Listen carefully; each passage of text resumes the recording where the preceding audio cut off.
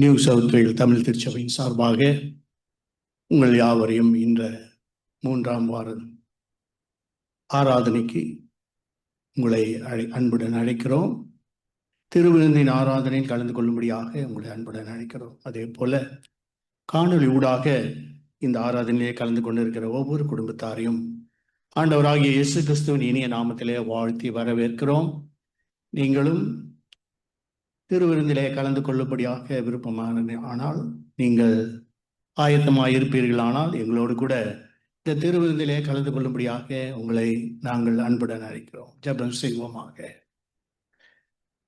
மகா கிருபையும் இரக்கமும் நிறைந்த எங்கள் நல்ல ஆண்டவரே, இந்த நாளுக்காய் நன்றி செலுத்துகிறோம். இந்த நாளிலே கர்த்தாவே, உம்முடைய ஆராதனையே கலந்து கொள்ளும்படியாக நீர் அழைத்து வந்த உம்முடைய பிள்ளைகளை ஆசீர்வதிப்பீராக.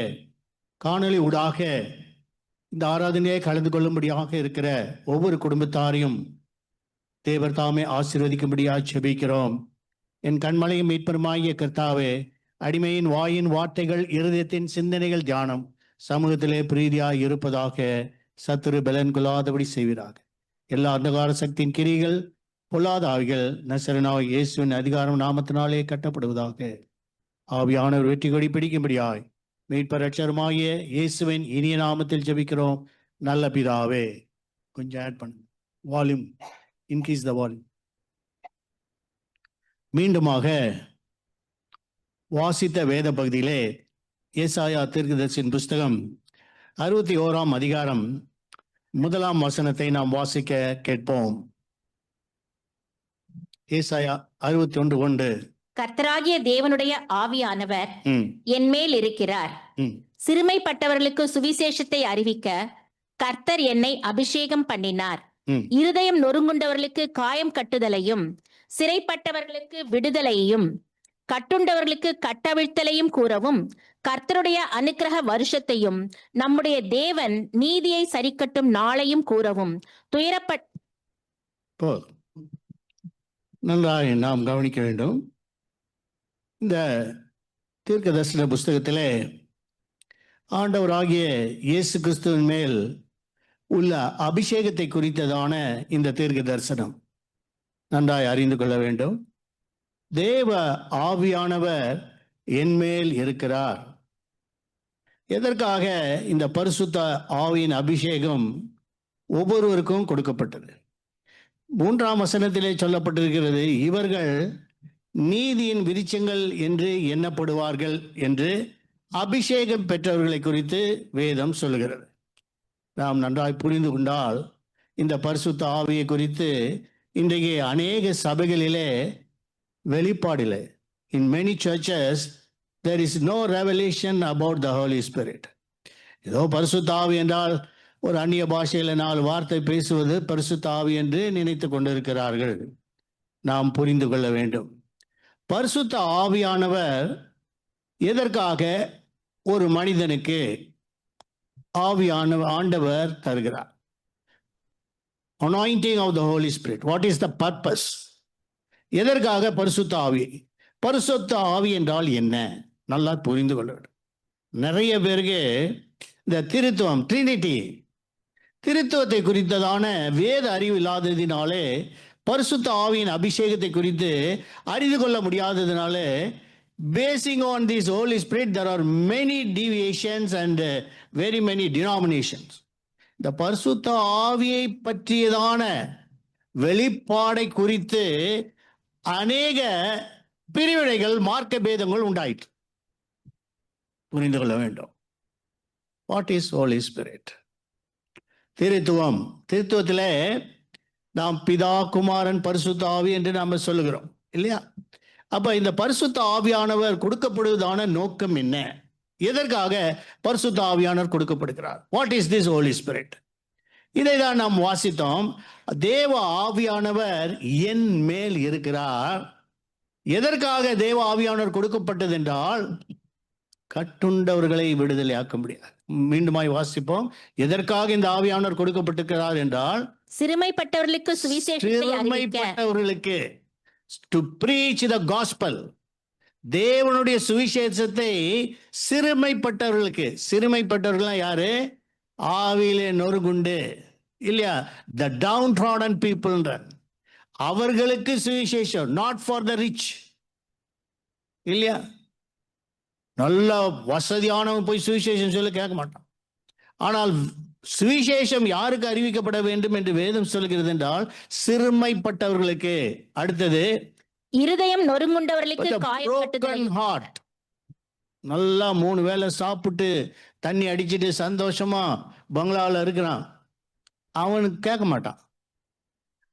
அடுத்தது இருதயம் நொறுங்கள், புரோக்கன் ஹார்ட்ஸ், பல விதமான துன்பங்கள், துயரங்கள், கஷ்டங்கள், வியாதி, கடன் தொல்லை, பிரச்சனையில் இருக்கவன் தான் தேவனுடைய வார்த்தைக்கு. சிறுமைப்பட்டவர்களுக்கும் இருதயம் நொறுங்குண்டவர்களுக்கும் சிறைப்பட்டவர்களுக்கு விடுதலையும். சிறைப்பட்டவர்கள் சாத்தா என்ன பண்றான்? Bondage. People are in bondage, பலவிதமான அடிமைத்தனம். இல்லையா? எதெல்லாம் சிறைப்பட்டிருக்கிறாங்க? போதைப் பொருளிலே சிறைப்பட்டு இருக்கிறார்கள், அடிமைப்பட்டு இருக்கிறார்கள், பெண்ணிலே அடிமைப்பட்டு இருக்கிறார்கள், பலவிதமான கேம்பிளிங்கில் அடிமைப்பட்டு இருக்கிறார்கள். இவர்கள் தான் அடிமைப்பட்டவர்கள், சிறைப்பட்டவர்கள். இல்லையா? அப்ப சிறைப்பட்டவர்களை நம்மளா நினைக்கிறோம் பல விதமான குற்றங்களை புரிந்து சிறையில் இருக்கவங்க தான் சிறைப்பட்டவர்கள். இல்ல, அநேக சிறைப்பட்டவர்கள் இருக்கிறாங்க, பல விதமான அடிமை நேரத்தில் இருக்கிறாங்க. எகிப்திலே ஜனங்கள் சிறைப்பட்டு போனார்கள். அதனாலதான் பாபிலோன் 6 அருகே உட்கார்ந்தோம். சிறை பிடித்தவர்கள் இங்கே என்ன செய்தார்கள்? சியோனின் பாடலை பாடச் சொன்னார்கள், ஆனால் எங்களால் பாட முடியல. அப்ப சிறைப்பட்டவர்களுக்கு என்ன சொல்லணுமா? விடுதலையும். கட்டுண்டவர்களுக்கு கட்டவிழ்த்தலையும். கட்டுனா என்ன கட்டு தெரியுங்களா? நீதிமொழிகள் 5ஆம் அதிகாரம் 22ஆம் வசனத்திலே பாவம் என்னும் கயிறு, பாவம் என்னும் கயிறுனால் கட்டப்பட்டிருக்க. வாசிங்க. துன்மார்க்கனை 5:22. துன்மார்க்கனை அவனுடைய அக்கிரமங்களே பிடித்துக் கொள்ளும், தன் பாவ கயிறுகளால் கட்டப்படுவான். பாவ கயிறுகளால் கட்டப்படுகிறதான ஒரு அனுபவம். பாவம் என்னும் கயிறு. சங்கீதம் 18:4 வாசிக்கும் போது மரண கட்டுகள், பாதாள கட்டுகள் வாசிப்போம். மரண கட்டுகள் என்னை சுற்றி கொண்டது, துர்ச்சன பிரவாகம் என்னை பயப்படுத்தினது, பாதாள கட்டுகள் என்னை சூழ்ந்து கொண்டது, மரண கண்ணிகள் என் மேல் விழுந்தது. அப்ப மரண கட்டு, முதலாவது பாவத்துல கட்டுகிறான், 2வது மரணத்துல போய் கட்டுறான், 3வது பாதாளத்துல கட்டுறான். இந்த 3 கட்டு கட்டிட்டான்னா பிசாசு மனுஷர்களுக்கு விடுதலை செய்ய முடியாது. அதனாலதான் ஆண்டவர் சொன்னா, நீ கட்ட அழுத்தலை கூறவும். அடுத்தது 61. கர்த்தருடைய அனுக்கிரக வருஷத்தையும் நம்முடைய தேவன் நீதியை சரிக்கட்டும். அனுக்கிரக வருஷம்னாக்க கிரேஸ் பீரியட். இப்ப இது நமக்கு ஒரு கிருபையின் காலம். இந்த கிருபையின் காலத்துக்குள்ளே நீ ரட்சிக்கப்பட்டு மனம் திரும்பி பாவ மன்னிப்பை பெற்று பாவரிக்கை செய்து ஞானஸ்தானத்தை பெற்று பரிசுத்த ஆவியின் அபிஷேகத்தை பெறுவது அனுக்கிரகம். அடுத்தது சொல்லப்பட்டிருக்க அனுக்கிரக வருஷத்தையும் தேவன் நீதியை சரிக்கட்டும் நாளை கூறும். That means there is going to be a judgment and the wrath of God. தேவனுடைய கோபாக்கினின் நாளை குறித்து பேசவும் தான் பரிசுத்த ஆவியானவர் நமக்கு கொடுக்கப்பட்டிருக்கிறார். இல்லையா? அப்ப பழைய ஏற்பாட்டின் காலத்திலேயும் புதிய ஏற்பாட்டின் காலத்திலும், அதாவது கிறிஸ்துவுக்கு முன்பாக ஆண்டவராகிய இயேசுவின் வருகைக்கு முதலாம் வருகையும் அவருடைய மரணம், அவருடைய உயிர்த்தெழுதலுக்கு பின்பாக, அதற்கு முன்பாக இந்த பரிசுத்த ஆவியானவருடைய கிரியைகள் எப்படி இருந்தது? இந்த ஆவியானவர் மேலே இருந்தார் என்று சொல்லப்பட்டிருக்கு. அதனாலதான் மறுபடியும் நாம் 61:1 வாசிப்போம். கர்த்தருடைய தேவனுடைய ஆவியானவர். இங்க கர்த்தராகிய தேவனுடைய ஆவியானவர், நல்லா புரிந்து கொள்ளணும். அப்ப யார் இந்த ஆவியானவர்? கர்த்தராகிய தேவனுடைய ஆவியானவர், நல்லா புரிந்து கொள்ளணும். யார் இந்த ஆவியானவர்? பிதாவாகிய தேவனுடைய ஆவியானவர், நல்லா புரிந்து கொள்ளணும். கர்த்தராகிய இயேசு கிறிஸ்துன்னு சொல்லப்பட்டிருக்கு, கர்த்தராகிய தேவன் என்று சொல்லப்பட்டிருக்கு. இங்கே நல்லா புரிந்து கொள்ள வேண்டும், இந்த ஆவியானவர் மேலிருந்தார். அப்படி என்றால் பழைய ஏற்பாட்டின் காலத்திலே எப்படி இந்த பரிசுத்த ஆவியானவர் மனிதர்கள் மேல் கிரியை செய்தார்? 1 சாமுவேலின் புஸ்தகம் 10ஆம் அதிகாரம் 1ஆம் வசனத்தை வாசிப்போம். 1 சாமுவேல் 10:1. அப்பொழுது சாமுவேல் தைல குப்பியை எடுத்து அவன் தலையின் மேல் வார்த்து அவனை முத்தம் செய்து, கர்த்தர் உன்னை தம்முடைய சுதந்திரத்தின் மேல் தலைவனாக அபிஷேகம் பண்ணினார் அல்லவா?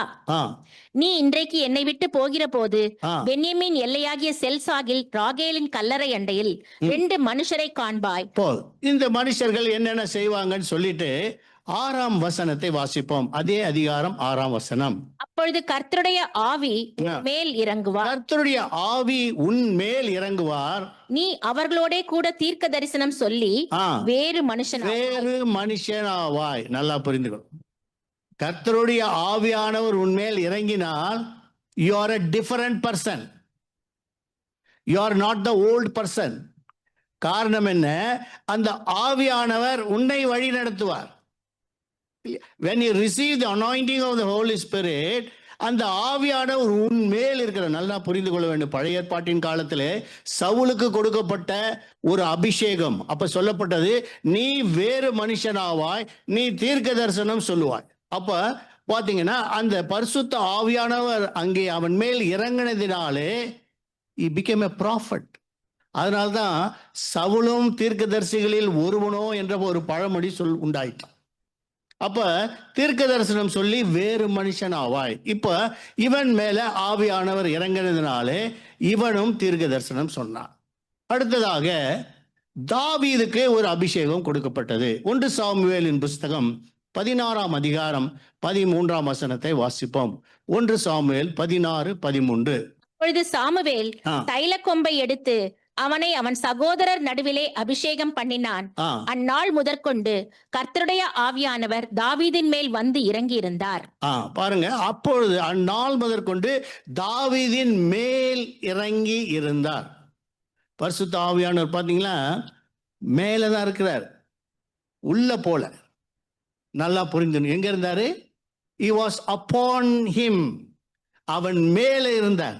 இதே போல பழைய பாட்டிலே பாத்தீங்கன்னா நியாயாதிபதிகளின் புஸ்தகம், அங்கே சிம்சோனின் மேலே வாசிப்போம். நியாயாதிபதிகள் 14ஆம் அதிகாரம் 6ஆம் வசனத்தை வாசிப்போம். அப்பொழுது கர்த்தருடைய ஆவி அவன் மேல் பலமாய் இறங்கினதினால் அவன் தன் கையில் ஒன்றும் இல்லாதிருந்தும் அதை ஒரு ஆட்டுக்குட்டியை கிழித்து போடுகிறது போல கிழித்து போட்டான். பாருங்க, சிம்சோனும் அவங்க பெண் பார்க்க போறாங்க. போற வழியிலே, திம்னாத்துக்கு போற வழியிலே காட்டு வழியா போறாங்க. போகும்போது ஒரு சிங்கம் எதிர்படுது. இந்த சிங்கம் எதிர்பட்ட உடனே அவனை காப்பதற்காக பரிசுத்த ஆவியானவர் சிம்சோன் மேல் இறங்குறார். இறங்கின உடனே அவன் என்ன செய்யறான்? ஒரு சிங்கத்தை ஆட்டுக்குட்டி கிழிக்கிறது போல கிழிச்சிட்டான். So it's a mighty power came upon Simpson. இல்லையா?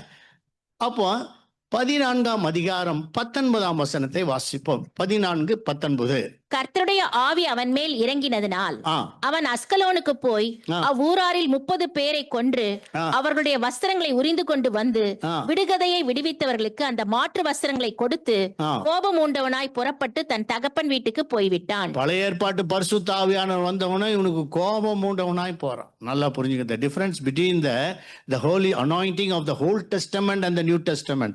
அதுதான் நாங்க பார்ப்போம். What is the difference? அப்ப பழைய ஏற்பாட்டில் பரிசுத்த ஆவியானவர் அவன் மேல் இறங்கினால் 30 பேரை கொண்டுட்டான்.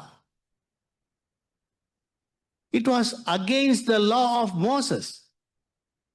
நல்லா we need to understand, புரிஞ்சு கொள்ள வேண்டும். அப்ப 30 பேரை கொண்டு மாற்று வஸ்திரத்தை கொடுத்து கோபம் உண்டவனாய் போனான். இப்ப மறுபடியும் பரிசுத்த ஆவியானவர் அவன் மேல் இறங்குகிறார். நியாயாதிபதிகளின் புஸ்தகம் 15ஆம் அதிகாரம் 14ஆம் வசனத்தை வாசிப்போம். Judges 15:14. அவன் லேகி வரைக்கும் வந்து சேர்ந்த போது பெலிஸ்தர் அவனுக்கு விரோதமாய் ஆரவாரம் பண்ணினார்கள். அப்பொழுது கர்த்தருடைய ஆவி அவன் மேல் பலமாய் இறங்கினதினால் அவன் புயங்களில் கட்டியிருந்த கயிறுகள் நெருப்புப்பட்ட நூல் போலாகி கட்டுகள் அவன் கைகளை விட்டு அருந்து போயிட்டு. பெலிஸ்தர்கள் அவனை கட்டிட்டாங்க. கட்டிட்டு அவனை என்ன பண்ணாங்க? சரி, என்ன செய்யறான் பார்க்கலாம். மறுபடியும் பரிசுத்த ஆவியானவர் இறங்கினதுனாலே அவன் கையில் கட்டியிருந்த கயிறுகள் என்ன ஆயிடுச்சு? சும்மா நூல் மாதிரி அழுந்தது. உடனே அவன் என்ன செய்தான்? அடுத்த வசனத்திலே அவன் ஒரு தாடை எலும்பை கண்டெடுத்தான். வாசிப்போம். உடனே அவன் ஒரு கழுதையின் பச்சை தாடை எலும்பை கண்டு தன் கையை நீட்டி அதை எடுத்து அதனாலே 1000 பேரை கொன்று போட்டான். He killed 1000 people. It is against the law of Moses. கொலை செய்யாதிருப்பாயாக, நியாயப்பிரமாணத்துக்கு விரோதமானது. ஆனால் யார் செய்தது? பரிசுத்த ஆவி அவன் மேல் இறங்கினதினாலே 1000 பேரை கொன்றான்.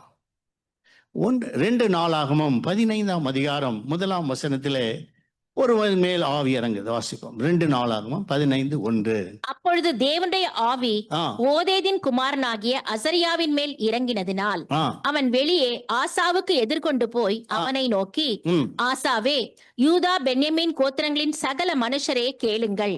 நீங்கள் கர்த்தரோடு இருந்தால் அவர் உங்களோடு இருப்பார். நீங்கள் அவரை தேடினால் உங்களுக்கு வெளிப்படுவார். அவரை விட்டு விட்டீர்களாகில் அவர் உங்களை விட்டு விடுவார். ஆவியானவர் ஒரு தீர்க்கதரிசி மேல் இறங்கி அவன் தீர்க்கதரிசனம் சொல்றான். என்ன தீர்க்கதரிசனம் சொல்றான்? கர்த்தரோடு இருந்தால் அவர் உங்களோடு இருப்பார், நீங்கள் அவரை கைவிட்டால் அவர் உங்களை கைவிடார். இது ஆலோசனை சொல்லுகிறார். இப்படி பழைய ஏற்பாட்டிலே பரிசுத்த ஆவியானவர் மேலே இறங்கினார். மேலே இறங்கினாலே அவர் இப்ப ஆண்டவராகிய இயேசு இந்த உலகத்துக்கு வந்துட்டார். ஆண்டவராகிய இயேசு என்ன செய்ய? வாசிப்போம். மத்தேயு எழுதின சுவிசேஷம் 3ஆம் அதிகாரம் 15ஆம் வசனத்தை வாசிப்போம். மத்தேயு 3:15. இயேசு அவனுக்கு பிரதியுத்தரமாக, இப்பொழுது இடம் கொடு. 16 வாசிங்க. இயேசு ஞானஸ்நானம் பெற்று ஜலத்திலிருந்து கரையேறின உடனே இதோ வானம் அவருக்கு திறக்கப்பட்டது. தேவ ஆவி புறாவை போல் இறங்கி மேல் வருகிறதை கண்டார். பாருங்க, Jesus Christ when he was baptized by John the Baptist, he saw literally the Holy Spirit in the form of a dove. ஒரு புறாவை போல தன்மேல் இறங்கி வருகிறதை கண்டார். லூக்கா 3ஆம் அதிகாரம் 22ஆம் வசனம், same incident you will see in Luke 3:22. Luke 3:22 வாசிக்கும் பொழுது, பரிசுத்த ஆவியானவர் ரூபம் கொண்டு புறாவை போல் அவர் மேல் இறங்கினார். பாருங்க, அங்க வருகிறதை கண்டார், இங்கே அவர் மேல் இறங்கினார். இது பழைய ஏற்பாட்டிலே சொல்லப்பட்ட பரிசுத்த ஆவியின் அபிஷேகம். இங்க ஆண்டவராகிய இயேசுவின் மேல் புறாவை போல அவர் வந்து இறங்கினார், இல்லையா? இப்போ சீஷர்கள், ஆண்டவராகிய இயேசு மரித்தார், உயிர்த்தெழுந்தார். உயிர்த்தெழுந்த இயேசு 40 நாள் சீஷர்களோடு இருந்தார். சீஷர்களோடு இருந்து சீஷர்களுக்கு பரலோக ராஜ்யத்தின் ரகசியத்தையும் பரிசுத்த ஆவியின் அபிஷேகத்தை குறித்து ஆண்டவர் சொன்னார். சீஷர்கள் அப்ப பரிசுத்த ஆவியை பெறவில்லை. அதனால்தான் லூக்கா எழுதின சுவிசேஷம் 24ஆம் அதிகாரம் 49ஆம் வசனத்தை வாசிப்போம். லூக்கா 24:49. என் பிதா வாக்குத்தத்தம் பண்ணினதை இதோ நான் உங்களுக்கு அனுப்புகிறேன். நீங்களோ உன்னதத்திலிருந்து வரும் பெலனால் தரிப்பிக்கப்படும் வரைக்கும் எருசலேம் நகரத்தில் இருங்கள் என்றார். ஆமா, ஆண்டவராகிய இயேசு இங்கே சொல்றார், it is a power from above. You tarry in Jerusalem. எருசலேமிலே காத்திருங்கள். எதற்காக காத்திருங்கள் என்றால், உன்னதத்திலிருந்து ஒரு பெலன் வரும், அதற்காக காத்திருங்கள், இல்லையா? இப்ப யோவான் 14ஆம் அதிகாரம் 16ஆம் வசனத்தை வாசிப்போம். ஜான் 14:16. அங்க என்ன சொல்றாரு பாருங்க. நான் பிதாவை வேண்டிக் கொள்ளுவேன், அப்பொழுது என்றென்றைக்கும் உங்களுடனே கூட இருக்கும்படிக்கு சத்திய ஆவியாகிய வேறொரு தேற்றவாளனை அவர் உங்களுக்கு தந்தருளுவார். இங்கதான் ஆண்டவர் கரெக்டா சொல்றார், என்றென்றைக்கும் உங்களோடு கூட இருக்கிற ஆவியானவர். பழைய ஏற்பாட்டுல நல்லா கவனிங்க, Holy Spirit will descend upon him and he will go back. வருவார், சிம்சோன் மேல் இறங்குவார், அவன் 30 பேரை கொன்னா, மறுபடியும் போயிட்டார். அவர் மேல் இறங்கினார், சிங்கத்தை கொன்னா, மறுபடியும் மேலே போயிட்டார். இப்போ அவன் மேல் இறங்கினார், 1000 பேரை கொன்னா, மறுபடியும் மேலே போயிட்டார். இப்போ ஆண்டவராகிய இயேசு சொன்னார், நான் போவது உங்களுக்கு. இப்ப யோவான் 16ஆம் அதிகாரம் 6ஆம் வசனத்தை வாசிப்போம். John chapter 16:7. நான் உங்களுக்கு உண்மையை சொல்லுகிறேன், நான் போகிறது உங்களுக்கு பிரயோஜனமாயிருக்கும். நான் போகாதிருந்தால் தேற்றவாளன் உங்களிடத்தில் வரார். நான் போகாத, அப்ப ஆண்டவர் வந்து கிளியரா சொல்றாரு. அப்ப நம்ம ட்ரினிட்டியை இதுல தான் நம்ம புரிஞ்சுக்கணும். we need to understand the Trinity. எப்பவுமே in heaven 2 பேர் இருப்பாங்க. பூமியில ஒருத்தர் இருப்பார். நல்லா புரிந்து கொள்ள. இப்போ ஆண்டவராகிய இயேசு பூமியிலே வந்தபோது பரலோகத்திலே யார் இருந்தது? பிதாவும் God the Father and the Holy Spirit. இப்போ Jesus was taken back to heaven. அப்ப யார் இப்ப இங்க வந்திருக்கிறது? இப்ப அவர் என்ன சொல்றாரு? நான் போவேனே ஆகில் தேற்றவாளனை உங்களுக்கு அனுப்புவேன். நான் போகாதிருந்தால் தேற்றவாளன் உங்களுக்கு வரமாட்டார். நான் போய் அவரை உங்களிடத்தில் அனுப்புவேன். இப்ப பரலோகத்தில் யார் இருக்கிறது? யார் இருக்கிறது? பிதாவும் இயேசு கிறிஸ்து தான பரலோகத்தின் பிதாவின் வலது பாரத்தில் போய் உட்கார்ந்தார் இருக்குல்ல. He went and sat. Mark கடைசி அதிகாரம் கடைசி வசனத்திலையும் நான் வாசிக்கும் போது அவர் பரலோகத்தில் போய் உட்கார்ந்தார், பிதாவின் வலது பாரத்தில் உட்கார்ந்தார். அப்ப he went and sat. அப்போ அவர் அங்க உட்கார்ந்து இருக்கிறார். அடுத்ததாக பரிசுத்த ஆவியான ஆண்டவர் தான் அப்போஸ்தலர் 1 அதிகாரம் 4 வசனத்தையும் 8 வசனத்தையும் வாசிப்போம். அப்போஸ்தலர் 1:4-8. அன்றியும் அவர் அவர்களுடனே கூடி வந்திருக்கும் பொழுது அவர்களை நோக்கி, யோவான் ஜலத்தினாலே ஞானஸ்நானம் கொடுத்தான், நீங்கள் சில நாளுக்குள்ளே பரிசுத்த ஆவியினாலே ஞானஸ்நானம் பெறுவீர்கள்.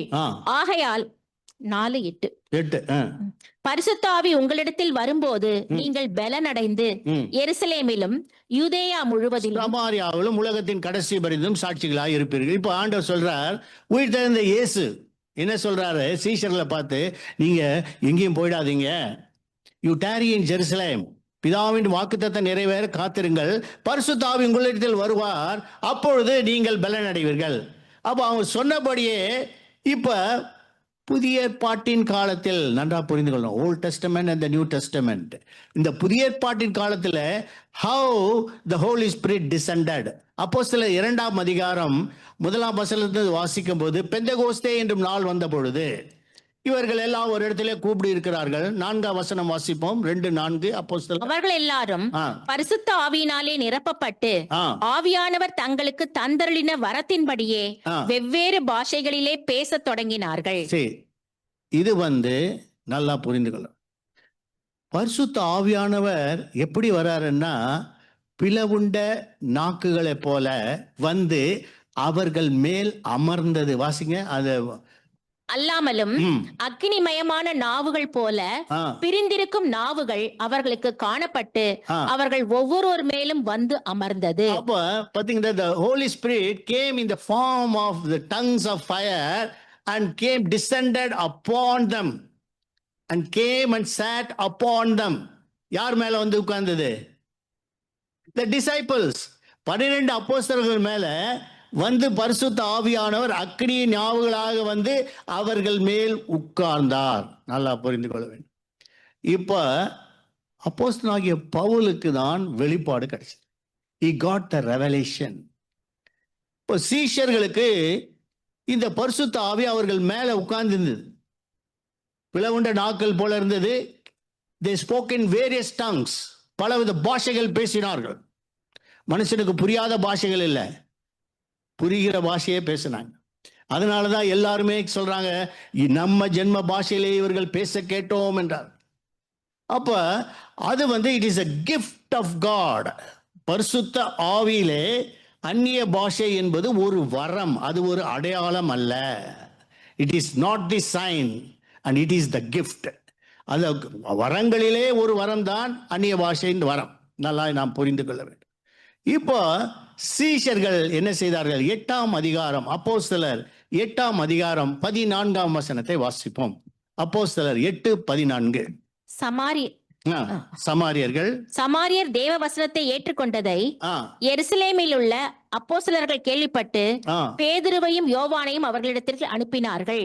இவர்கள் வந்த பொழுது அவர்களில் ஒருவனும் பரிசுத்த ஆவியை பெறாமல் கர்த்தராகிய இயேசுவின் நாமத்தினாலே ஞானஸ்நானம் மாத்திரம் பெற்று Samaritans they accepted Jesus Christ. Also they have been baptized. இயேசுவை ஏற்றுக்கொண்டாங்க சமாரியர்கள், ஞானஸ்தானமும் பெற்றுட்டாங்க. பட் என்ன வரல? பரிசுத்த ஆவியை They are not பெறாமல். anointed by the Holy Spirit. பரிசுத்த ஆவியின் அபிஷேகத்தை பெறவில்லை. அப்ப இவங்க வந்து கைகளை வைக்கிறாங்க. சீஷர்கள் வந்து they laid hands. அப்போ they received the Holy Spirit. It is இப்ப அப்போஸ்தலனாகிய பவுல் ஒரு ரகசியத்தை வெளிப்படுத்துறார். நன்றாய் புரிந்து கொள்ள வேண்டும். கலாத்தியர் 4ஆம் அதிகாரம் 6ஆம் வசனத்தை வாசிப்போம். கலாத்தியர் 4:6 என்ன சொல்கிறது? மேலும் நீங்கள் புத்திரராய் இருக்கிறபடினாலே அப்பா பிதாவே என்று கூப்பிடத்தக்கதாக தேவன் தமது குமாரனுடைய ஆவியை உங்கள் இருதயங்களில் அனுப்பினார். இப்ப பரிசுத்த ஆவியானவர் எங்க வந்துட்டாரு? எங்க வந்துட்டாரு? பழைய ஏற்பாட்டில் எங்க இருந்தாரு? தலைமையில இருந்த மேல வந்தார், இறங்கினாரு, போனார். இயேசுவிற்கு மேல இருந்தார், சீஷர்களுக்கு மேலே இருந்தார். இப்போ எங்க வந்துட்டாரு? பரிசுத்த ஆவியானவர் உள்ளங்களில் அனுப்பினார், நம் இருதயங்களில் அனுப்பினார். நல்லா புரிந்து கொள்ளும். அப்பதான் holy spirit is within us, நமக்குள்ள வந்துட்டார். அதனாலதான் 1 கொரிந்தியர் 3ஆம் அதிகாரம் 16ஆம் வசனத்தை வாசிப்போம். 1 கொரிந்தியர் 3:16 என்ன சொல்கிறது? நீங்கள் தேவனுடைய ஆலயமாய் இருக்கிறீர்கள் என்றும் you are the temple of living God. தேவனுடைய ஆவி உங்களில் வாசமாய் இருக்கிறார் என்றும் the spirit of the Lord dwelleth in you. அந்த பரிசுத்த ஆவியானவர் உங்களுக்குள் இருக்கிறார் என்றும் வாசிப்போம். அறியாமல் இருக்கிறீர்களா? ஒருவன் தேவனுடைய ஆலயத்தை, நீங்கள் தேவனுடைய ஆலயமா இருக்கிறீர்கள். அப்ப each one of the believer is the temple of God. ஒவ்வொரு ஆவியானவரும், ஒவ்வொரு மனிதனும், ஒவ்வொரு பிலீவரும் எப்படியா இருக்கான்? Is the temple of living God and the spirit of the Lord dwelleth. எங்க இருக்கு? தேவ ஆவியானவர் உங்களில் வாசமா இருக்கிறார். அப்ப வாசமா இருக்கிறார்னா என்ன? மேல இருக்கிறது வேற, உள்ள வந்துட்டு அப்ப குடியிருக்கிறோம். இந்த நாங்க அந்த வீட்டுல வாசம் பண்ணி இருக்கிறோம், அந்த வீட்டுல குடியிருக்கிறோம்னா என்ன? வீட்டுக்கு உள்ள வந்துட்டோம். நாங்க வீட்டுக்கு வெளியே நிக்கிறோம், இல்ல வீட்டு கூரை மேல நிக்கிறோம், வித்தியாசம் இருக்கு. வீட்டுக்கு உள்ள போறது இப்ப வந்து பரிசுத்த ஆவியானவர். அதனாலதான் 2 கொரிந்தியர் 6ஆம் அதிகாரம் 16ஆம் வசனத்தை வாசிக்கும் பொழுது 2 கொரிந்தியர் 6:16 என்ன சொல்கிறது? நான் அவர்களுக்குள்ளே உலாவி தேவனுக்கும் தேவனுடைய ஆலயத்துக்கும் விக்கிரகங்களுக்கும் சம்பந்தம் ஏது? நான் அவர்களுக்குள்ளே வாசம் பண்ணி அவர்களுக்குள்ளே உலாவி, அவர்களுக்குள்ளே வாசம் பண்ணி I will dwell in them. அவர்களுக்குள்ளே உலாவி நான் அவர்கள் தேவனாயிருப்பேன், அவர்கள் என் ஜனமாயிருப்பார். இப்போ இதை நாம் புரிந்து கொள்ள வேண்டும். இப்ப பரிசுத்த ஆவியானவர் அவருடைய எப்படிப்பட்ட பரிசுத்த ஆவியானவர் நமக்கு கொடுக்கப்பட்டிருக்கிறார் என்றால் குமாரனின் ஆவியானவர். பழைய ஏற்பாட்டில் பிதாவின் ஆவியானவர். பிதாவின் ஆவியானவர் எப்படிப்பட்டவர் என்றால் அவர் உக்கிர கோபம் உள்ளவர், நீதியை சரி கட்டுகிறார். தென் அண்ட் தேர் அங்கங்க பனிஷ்மெண்ட் அப்பப்ப கிடைச்சது. ஆனால் இப்ப குமாரனின் ஆவி நமக்குள்ளே வந்ததுனாலே பரிசுத்த ஆவியாவை நாம் பெற்றவர்கள் யாருடைய குணாதிசயங்களை பெற்றிருக்கணும்? குமாரனுடைய குணாதிசயம். அப்ப குமாரனுடைய குணாதிசயம் என்ன? மன்னிக்கிற சுவாபம், சாந்த குணம், பொறுமை, அன்பு, தயவு. இதைதான் பரிசுத்த ஆவியானவர் நம்ம இன்சிஸ்ட் பண்றார். ஏனென்றால் the spirit of the son, குமாரனின் ஆவி நமக்குள் இருப்பதனால குமாரனுடைய சுவாபங்கள் இன்னும் வந்து நமக்கு கிரட்ஜஸ், பொறாமை, பெருமை இதெல்லாம் இருந்தா we are not anointed. பரிசுத்தாவின் அபிஷேகம் பெற்றோம் என்றால் அந்த பரிசுத்தாவின் அபிஷேகம் என்ன செய்கிறது என்றால், அதனாலதான் ஆவியின் கனியோ கலாத்தியர் 5:22 சொல்கிறது, அன்பு, சந்தோஷம், சமாதானம், நீடிய பொறுமை, தயவு, சாந்தம், நற்குணம், இச்சை அடக்கம். அப்ப இட் டிரான்ஸ்ஃபார்ம். மனுஷன் என்ன பண்ணுது? அவன் இருதயத்தை என்ன செய்கிறது? குணாதிசயங்களை மாற்றுகிறவர் தான் பரிசுத்த ஆவியானவர், இல்லையா? சும்மா போறோம், சர்ச்சில் ஒரு 4 பாட்டு பாடி உயரமா குதிச்சு அப்படியே அந்நிய பாஷையில ஏதோ உளறி கடைசியில என்ன ஆயிடுது? ஒண்ணுமே இல்லை. மறுபடியும் வீட்டில் வந்து கெட்ட வார்த்தை பேசலாம். I see many people there. What is the use? That is not the Holy Spirit. அது புரிந்து கொள்ள வேண்டும். அதனாலதான் பழைய ஏற்பாட்டின் பரிசுத்த ஆவியானவருக்கும் புதிய ஏற்பாட்டின் பரிசுத்த ஆவியானவருக்குள்ள வித்தியாசம் உண்டு. அதனாலதான் இப்ப மறுபடியும் ஏசாயா 61 போகும்போது கர்த்தருடைய ஆவியானவர் என்மேல் இருக்கிறார். அப்ப யார் யாருக்கு சொல்றார் பாருங்க, கர்த்தராகிய தேவனுடைய ஆவியானவர் என் மேல் இருக்கிறார், சிறுமைப்பட்டவர்களுக்கு சுவிசேஷத்தை பாத்தீங்களா? Once we receive the anointing, நீங்க என்ன பண்ணுங்க, சுவிசேஷத்தை அறிவிக்க, go and preach the gospel. இரண்டாவது, இருதயம் நொறுங்குண்டவர்களுக்கு காயம் கட்டுதலையும், சிறைப்பட்டவர்களுக்கு விடுதலையும், கட்டுண்டவர்களுக்கு கட்டவிழ்த்தலை கூறவும், கர்த்தருடைய அனுக்கிரக வருஷத்தையும் நம்முடைய தேவ நீதியை சரிக்கட்டும் நாளையும் கூறவும். அப்ப பாத்தீங்களா, ஹோலி ஸ்பிரிட் உடைய பிரீச்சிங்கே என்னென்ன இருக்கு பாருங்க. ஆண்டவர் Jesus வரப்போறா, there is going to be a wrath of God, there is going to be a judgment. அதனால this is the grace period, you be baptized, be saved, all your qualities, எல்லாவோட உன்ன குணாதிசயங்கள் எல்லாம் எடுத்து போடுங்க, இயேசுவை போல மாறுங்க, துயரப்பட்டவர்கள். அடுத்தது சொல்றாரு பாருங்க, அடுத்த வசனம், 2ஆம் வசனம், ஏசாயா 61:2, துயரப்பட்ட அனைவருக்கும் ஆறுதல் கொடுங்க. இல்லையா? ஒருத்தரை துயரப்படுத்தாதீங்க, ஆனால் துயரப்பட்டவர்களுக்கு என்ன சொல்லுங்க, ஆறுதல் செய்யுங்க. அதுதான் ஹோலி ஸ்பிரிட். அதாவது comforting the soul, not spoiling or destroying the soul. அது நமக்கு இல்லை. என்ன பண்ணியிருக்காரு, ஒரு சோலை என்ன பண்ணு, யூ கம்ஃபர்ட் எ சோல். யாருக்காவது துயரம் இருந்தா, ஐயோ கஷ்டப்படுறீங்களா, துயரப்படுறீங்களா, சமாதானம். அப்ப துயரப்படுத்துறதுக்கு ஆறுதலும். வாசிப்போம், சியோனிலே துயரப்பட்டவர்களை சீர்படுத்தவும். சியோனிலே துயரப்பட்டவர்கள் என்னன்னாக்கா, சர்ச்சுக்குள்ள துயரமா இருக்கும். சியோன் என்பது சபை. சபையிலே துயரப்பட்டவர்களும், வாசிப்போம், துயரப்பட்டவர்களை சீர்படுத்தவும், அவர்களுக்கு சாம்பலுக்கு பதிலாக சிங்காரத்தையும், துயரத்துக்கு பதிலாக ஆனந்த தைலத்தையும், ஒடுங்கின ஆவிக்கு பதிலாக துதியின் உடையையும் கொடுக்கவும். பிரைஸ் பண்ணுங்க, ஸ்தோத்திரம் பண்ணுங்க, ஆண்டவரை பிரைஸ் பண்ணுங்க. நம்ம வாய் திறந்து பாட மாட்டோம் இல்லையா, துதிக்க மாட்டோம். இததான் சொல்றாரு, துதிங்க, துதியின் உடை. எதற்கு பதிலாக, ஒடுங்கின ஆவிக்கு பதிலாக துதியின் உடை, the garment of praise ன்னு சொல்லப்பட்டிருக்கு. ஒடுங்கின ஆவி. ஏன்னா பல பிரச்சனையில வரான், பல கஷ்டத்துல வரான், அவனை நான் பிரைஸ் பண்ண வைக்கணும். அவனை மறுபடியும் கூத்தி, ஏன் வந்த, என்னத்துக்கு வந்த, யாரு இவன், எந்த ஊருக்காரன், நீ அப்படி இப்படின்னு கேட்டான், அவன் என்ன பண்ணுவான், மறுபடியும் அவன் வரவே மாட்டான், போயிடுவான்.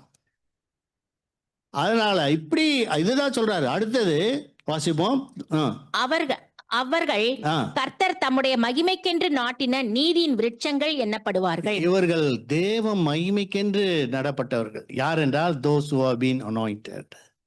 பரிசுத்த ஆவியானவர் யார் மேல் இருக்கிறாரோ அவர்கள் தேவனுடைய விருட்சங்கள், நீதியின் விருட்சங்கள் என்று எண்ணப்படுவார்கள். இதற்கு தான் அபிஷேகம் ஆண்டவர் கொடுக்கிறார். அப்ப what is the holy spirit, how we receive that. அப்போ எப்படி, யாருக்கு இந்த பரிசுத்த ஆவி கொடுக்கப்படும்? ஆண்டவர் சொல்ல, ask and it shall be given. கேட்கிற எவனும் பெற்றுக்கொள்கிறான். அதனால தான் ஆண்டவர் சொல்றார், உங்களில் ஒருவன் என்ன கேட்டா, அப்பத்தை கேட்டால் என்ன கொடுப்பானோ இல்லையா? அப்போ ஒவ்வொன்றா சொல்றாரு, தேலை கொடுப்பானா, மீனை கொடுப்பானா, பாம்பை கொடுப்பானா, அப்பத்தை கேட்டா என்ன. ஆகவே கேளுங்கள் பெற்றுக்கொள்வீர்கள் இல்லையா? வாசிப்பா, என்ன வசனம்? மத்தேயு 7:13. உங்களில் எந்த மனுஷனாகிலும் தன்னிடத்தில் அப்பத்தை கேட்கிற தன் மகனுக்கு கல்லை கொடுப்பானா? மீனை கேட்டால் அவனுக்கு பாம்பை கொடுப்பானோ? ஆகையால் பொல்லாதவர்களாகிய நீங்கள் உங்கள் பிள்ளைகளுக்கு நல்ல ஈவுகளை கொடுக்க அறிந்திருக்கும் போது பரலோகத்தில் இருக்கிற உங்கள் பிதா தம்மிடத்தில் வேண்டிக் கொள்ளுகிறவர்களுக்கு நன்மையானவைகளை கொடுப்பது அதிக நிச்சயம் அல்லவா? இன்னொரு இடத்துல, தம்மிடத்தில் வேண்டிக் கொள்ளுகிறவர்களுக்கு பரிசுத்த ஆவியை கொடுப்பது அதிக நிச்சயம் அல்லவா. அப்போ ask and it shall be given. அப்போ அநேகர் என்ன செய்யறதில்ல, இந்த அபிஷேகத்தை கேட்கறதே இல்லை. கேட்டாதான் ஆண்டவர் தரார். அதனால்தான் யோவான் ஸ்நானம் என்ன சொல்லுகிறான், நான் உங்களுக்கு ஜலத்தினால் ஞானஸ்தானம் கொடுக்கிறேன், எனக்கு பின் வருகிற என்னிலும் வல்லவராக இருக்கிறார். வாசிப்போம், மத்தேயு 3:9 வசனத்தை வாசிப்போம். நான் உங்களுக்கு ஜலத்தினால் ஞானஸ்தானம் கொடுக்கிறேன். வாசிப்போம், மத்தேயு 3:9. 11. மனம் திரும்புதலுக்கென்று நான் ஜலத்தினால் உங்களுக்கு ஞானஸ்நானம் கொடுக்கிறேன். எனக்கு பின் வருகிறவரோ என்னிலும் வல்லவராய் இருக்கிறார். அவருடைய பாதரட்சைகளை சுமக்கிறதற்கு நான் பாத்திரன் அல்ல. அவர் பரிசுத்த ஆவியினாலும் அக்கினியினாலும் உங்களுக்கு ஞானஸ்நானம் கொடுப்பார். அப்ப we have to ask, நம்ம என்ன செய்யணும்? Lord, give me the Holy Spirit. பரிசுத்த ஆவி வரும்பொழுதுதான் நம்முடைய குணாதிசயங்கள் மாறும், இல்லையா? அப்ப கிறிஸ்டியானிட்டி என்பது it more concern about the heart. இருதயத்தை பரிசுத்தப்படுது. அதனாலதான் நம்ம பார்த்த பாட்டுல கூட தேவன் மனுஷன் என்னத்தை பார்க்கிறான்? முகத்தை பார்ப்பான், தேவனோ இருதயத்தை பார்க்கிறார். அப்ப அந்த இருதயத்தை பார்க்கும் போது அந்த இருதயத்தில் என்ன இருக்கணும்?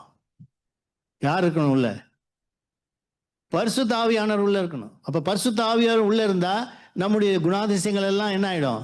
நல்லவர்களாய் மாறிடும், நற்குணசாலிகளாய் மாறும், இல்லையா? கண்களை முடிச்சவன் செய்வோமாக. அன்பும் இரக்கமும் நிறைந்த நல்ல ஆண்டவரே, இந்த நாளுக்காய் நன்றி செலுத்துகிறோம். இந்த நாளில் கூட கர்த்தாவே பேசப்பட்ட இந்த வார்த்தைகளுக்காய் நன்றி அப்பா. பரிசுத்த ஆவியானவர் என்றென்றைக்கும் எங்களோடு கூட இருக்கிற தேவாவியானவர், குமாரனின் ஆவி எங்கள் உள்ளங்களில் அனுப்பினீரப்பா. எங்கள் இருதயங்களை நீ சுத்திகரிக்கிற தேவனப்பா. நான் அவர்களுக்குள்ளே உலாவி நான் அவர்கள் தேவனாயிருப்பேன், அவர்கள் என் ஜனமாயிருப்பார்கள் சொல்லியிருக்கப்பா. ஆசீர்வதிங்க ஆண்டவரே. ஒவ்வொருவருக்கும் பரிசுத்த ஆவியின் அபிஷேகத்தினால் நிரப்பி ஆண்டவரே இருதயத்தை சுத்திகரித்து இருதயத்தை பரிசுத்து குணாதிசயங்கள் எல்லாம் மாற்றி உண்மை போல மாறும்படியாய் கிருபைத்தார். குமாரனின் ஆவி எங்கள் உள்ளத்திலே அனுப்பினது கர்த்தாவே. அந்த குமாரன் ஆவியானவர் சகலத்தையும் தாங்குகிறவர், சகலத்தையும் சகிக்கிறவரப்பா. ஆண்டவரே மிஸ்வத்தர், அந்த அன்பின் ஆவியானவர் எங்களுக்குள்ளாக இருந்து கர்த்தா வழி நடத்த வேண்டுமாய் செபிக்கிறோம். ஆசீர்வதியும் பலப்படுத்தி பாதுகாத்து வழி நடத்தும் மீட்பரட்சமாய் இயேசுவின் நாமத்தில் ஜெபிக்கிறோம் நல்ல பிதாவே, ஆமென்.